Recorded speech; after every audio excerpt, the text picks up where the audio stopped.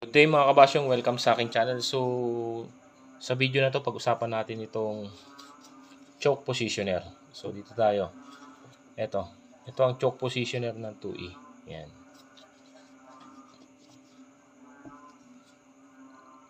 Ito. Yan mga kabasyong.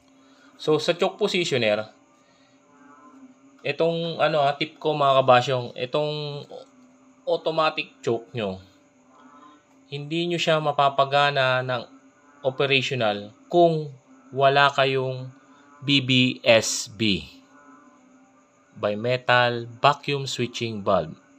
Kapag wala kayo nun, so hindi nyo ma-achieve yung ginugusto nyo na mapagana ito o yung ating cold start. Yan.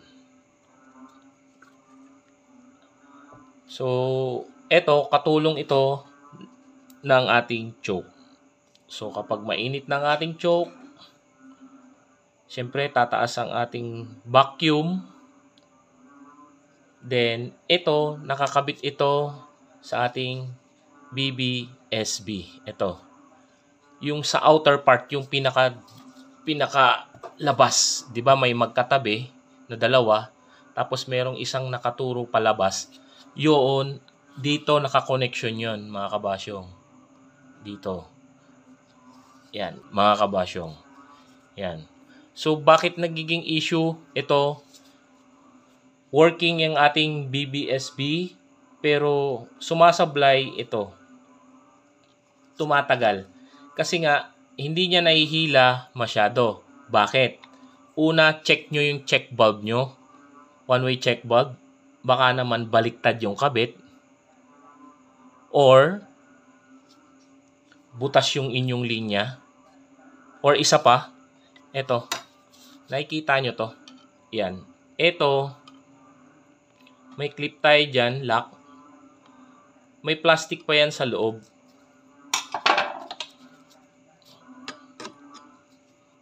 Mga kabasyong ito.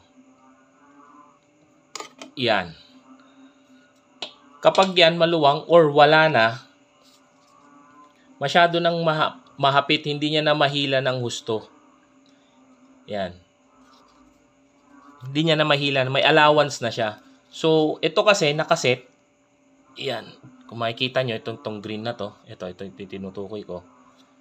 Yan. Yan yung nagsasabi na magbukas ka na. Kapag uminit na yung makina. Kasi ang ating BBSB, operated yon ng temperature ng ating sasakyan. So, kapag mainit na yung sasakyan, pipitik na ito, dadaloy na yung vacuum, pipitikin niya yan, bubukas na ito. Yan. So, tulad nung video ko noon, sinabi ko sa inyo, nasa pinakataas yan, nakatukod, yun. Makikita nyo yung may white na yun, yan. Itong part na to, yan. Yun. Ito. So, yan. Tumutukod yan. Tapos, ito namang ating choke positioner, siya yung magti-trigger para pitikin yon. Tapos, i-allow niya na magbukas. Ito. Yan. So, may katulong pa na isa to. Andito pa ang ating di-choke. Yan. Sasabay yan. Ganyan lang yung bukas niyan, mga kabasyong. Ganyan lang. Tapos, tutulungan siya ni di-choke. Yan. Para mag-open siya ng truly. Yan. So, yan ang function yan, mga kabasyong. Yung ating choke positioner. Ito yan. So, isa yan sa mga tinitignan, mga kabasyong, kapag working yung BBSB nyo. Ito. Dapat yan, walang play. Ito, walang play yan. Dapat ganyan yan, kahigpit. So, may lock yan dyan. Tinanggal ko na kanina.